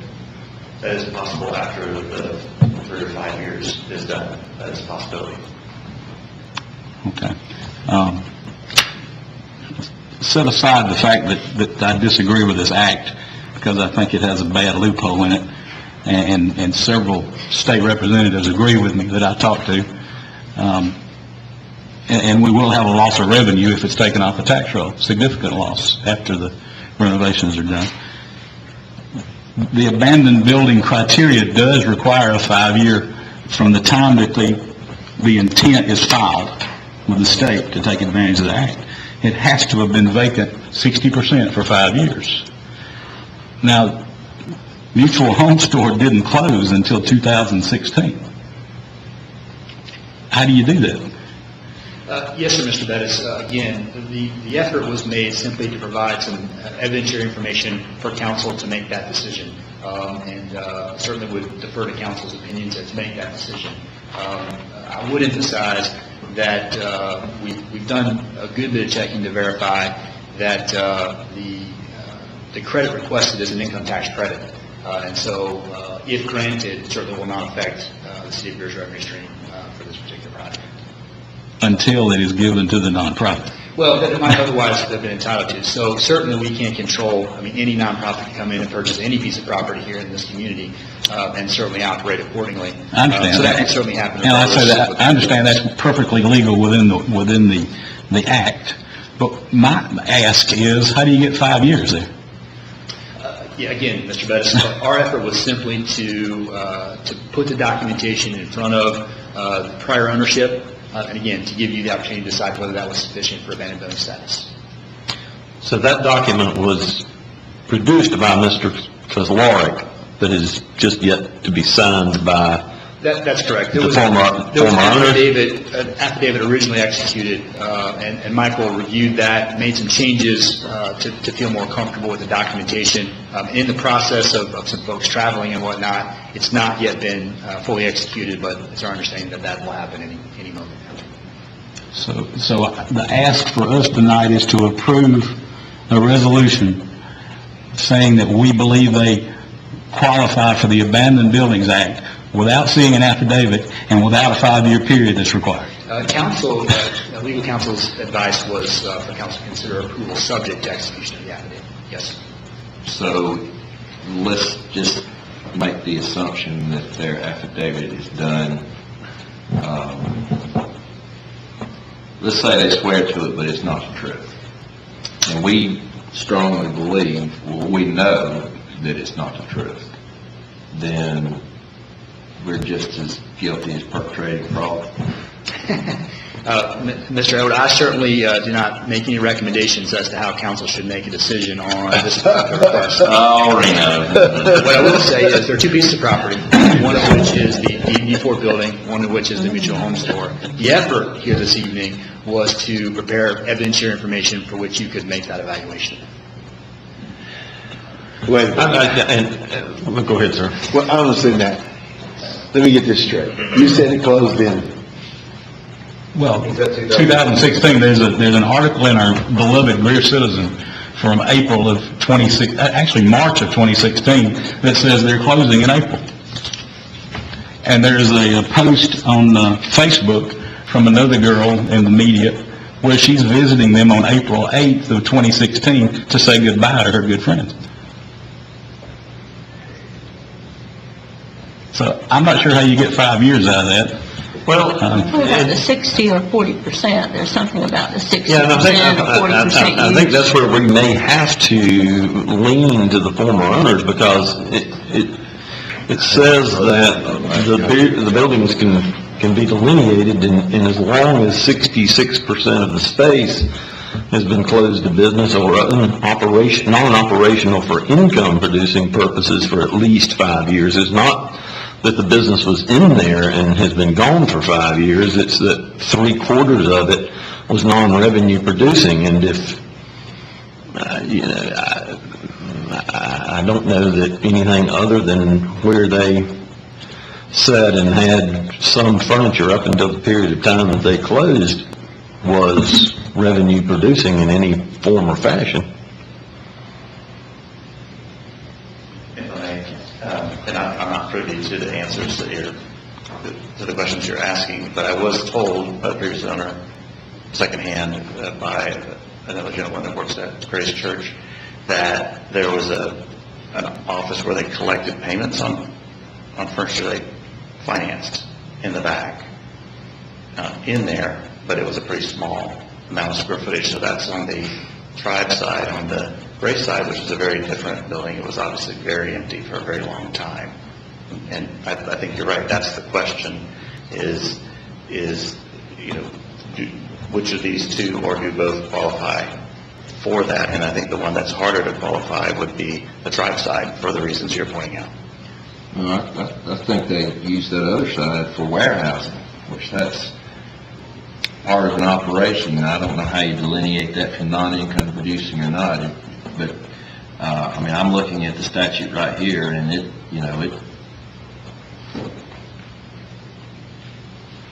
it's 66% which has been closed continuously to the business or otherwise non-operational for income producing.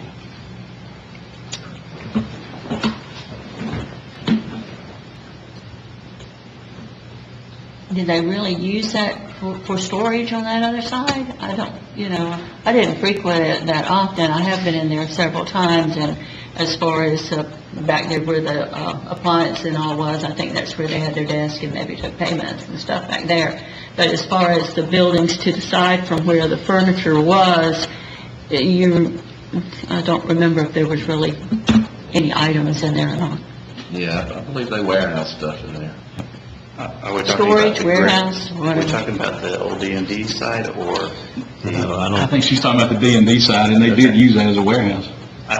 all I know is I've seen pictures of the appraisal, and it looked inactive, it looked junky, like if people put things there, they weren't meant to be ever taken out except to go to the dumpster, was the stuff I saw on the D&D side. When was the appraisal? After they went out of business? Well, it was marketed for a while, and I think the appraisal was done to support that price. Yeah, and so what they did is they sold everything, so that's why that would be empty. Okay, the pictures that I saw weren't empty, it was kind of junk. Right.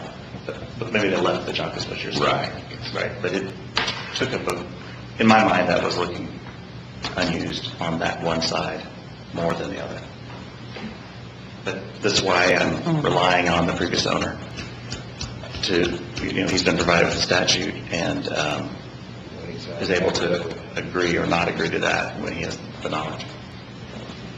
There's no benefit to him to do it or not do it. Well, my understanding is if we don't approve the resolution, the onus is on them to show the state how they qualify. Is that correct? It's my understanding that is an option. I don't know that Michael's, the attorney, has shared much additional knowledge in that regard, so I'm sure speculating a bit, sir. I don't know why we should expect anything less than the state as far as a validation that they qualify for this statute. I don't want to stand in their way if indeed they do, even though I have issues with the statute. If they qualify, but I haven't seen the proof.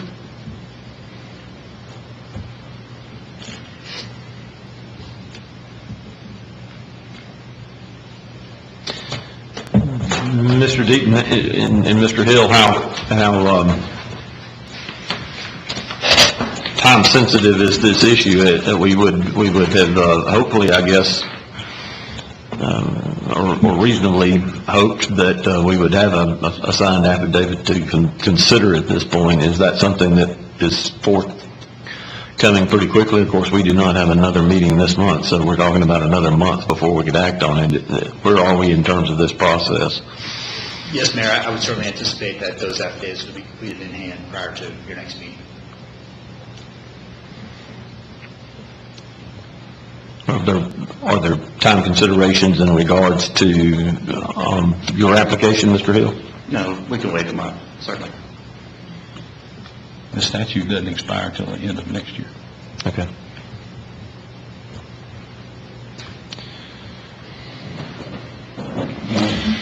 Council, it comes to you before you for action this evening. I'll entertain any thoughts in that regard. Well, I'd make a motion that we table B and C till the next meeting. Second. I have a motion and a second in regards to, I'll split those up if need be. would you be comfortable saying holding that motion over, Mr. Bettis, as Yes, opposed to tabling it? Absolutely. To holding over, I'm sorry, I'm in the resolution 20, 2018. Yes, sir. I'll change my motion to holding them over until our next meeting. I'll second that new motion. Have a motion and a second to hold over resolution 20, 2018. Any additional conversation in that regard, comments? Well, yeah, you're doing them separate, or you're doing them both together? No, we're doing them separate. Oh, okay. Can we get a copy of that statute before the next meeting too, to look over? That'd be great. Tell me which one we're looking at so I can take a look at it. See what- Well, this one's the old D&D building, 20 is. Quite honestly, I don't, if they stored stuff in there, it's been more than 5 years ago as far as I know. All right, we got a motion and a second on the floor for, holding 20-2018 over. Any additional conversation in that regard? Ms. Duncan? Mr. Airwood? Yes. Mr. Griffin? Yes. Ms. Booker? Yes. Mr. Dumas? Yes. Mr. Bettis? Yes. Ms. Albert? Yes. Mayor Danner? No. All right, council, we've got... Thank you. Thank you, sir. We've got first and final reading of Resolution 21-2018. This is a resolution certifying certain real property in the city of Greer as an abandoned site. This site would, according to the drawings, as you see, be the building that the doctors, that Tribe 513 is renovating at this point in time. Is that correct, Mr. Deaton? Mr. Mayor, I make a motion we hold this one over till we see the affidavits also. Till the next meeting. Have a motion to hold over. Second. I have a second. Any further discussion or comments in that regard? Ms. Duncan? Mr. Airwood? Yes. Mr. Griffin? Yes. Ms. Booker? Yes. Mr. Dumas? Yes. Mr. Bettis? Yes. Ms. Albert? Yes. Mayor Danner? Yes. Council, in regards to the first reading of ordinance, number 33-2018, this is an ordinance approving a project agreement for Tribe 513 Properties, East Poinsett LLC and Greer Poinsett Properties LLC Downtown Development, of authorizing the acquisition and disposition of real property, authorizing the expenditure of funds, authorizing the execution and delivery of additional documentation and other related matters therefore. Is this such, Mr. Deaton, that this matter needs to be held over for action until after executive session? No, Mayor, I don't believe there's any additional, Yes, please. I don't believe there's any additional information to share with you, other than if there are specific questions that you might have that may need to be addressed in conference. We certainly want to provide the opportunity for council, if you desire to hold it over, if you needed some additional information from our prior discussions in executive session relative to this project. Again, to Mr. Deaton's point, there is no new information, but there may be questions relative to what we've discussed that would qualify under executive session. I'll entertain a motion to receive.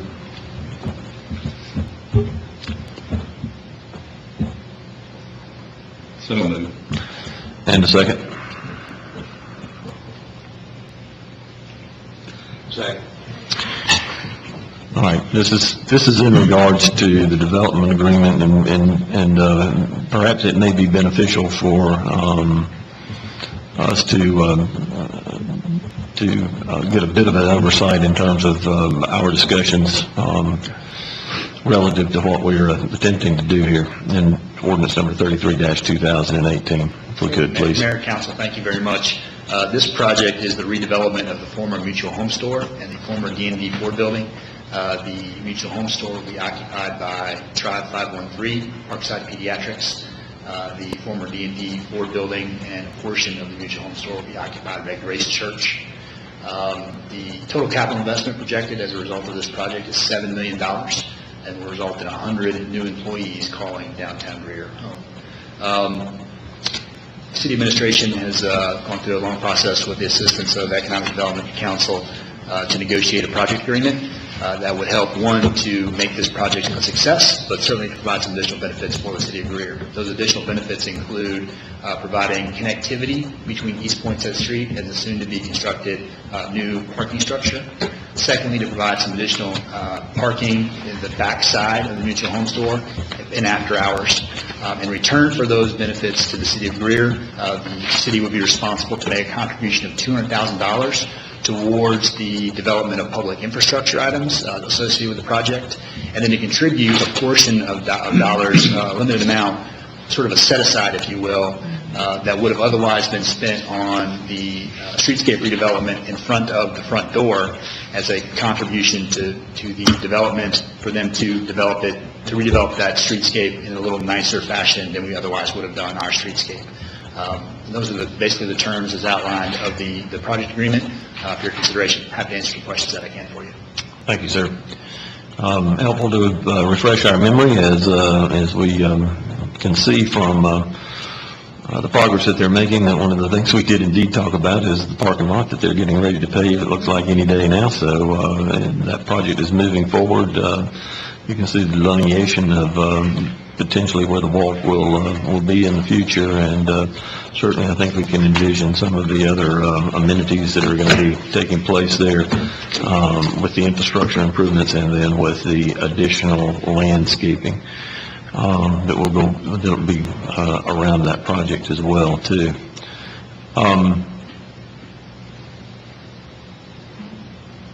We have a motion and a second. Further questions or comments in that regard? Well, I'm just curious, that you said nicer than our landscaping. How so? Their desire was to go ahead and complete their entrance. They did not desire, because they knew that we could be in an 18-month window before we would complete the work in front of their practice. Their desire was to go ahead and do that. They're actually building some planter areas, and so what they're desiring to do is to, from their door to the planters, to go ahead and include what they would put there anyway. and then we will come in and we will go from curb to their planter areas, but we would compensate them for the square footage of the interior from the planters to the door, the value of what we would have installed. I don't think it's going to be more than $4,000 or $5,000. So it's going to blend with what we have planned, okay? The separation of the planter areas, they know, we've given them our design and what it will look like. In that particular area, it's primarily concrete, sidewalk area, and brick banding. And so it isn't anything that's detailed. And so, again, they just desired to go ahead and get it completed when they open their practice. Others? The details of exactly what's going to happen will be ready for my second reading. Yes, sir. The actual agreement itself, this is entitled for first reading. It does require 2 readings. Yes, sir.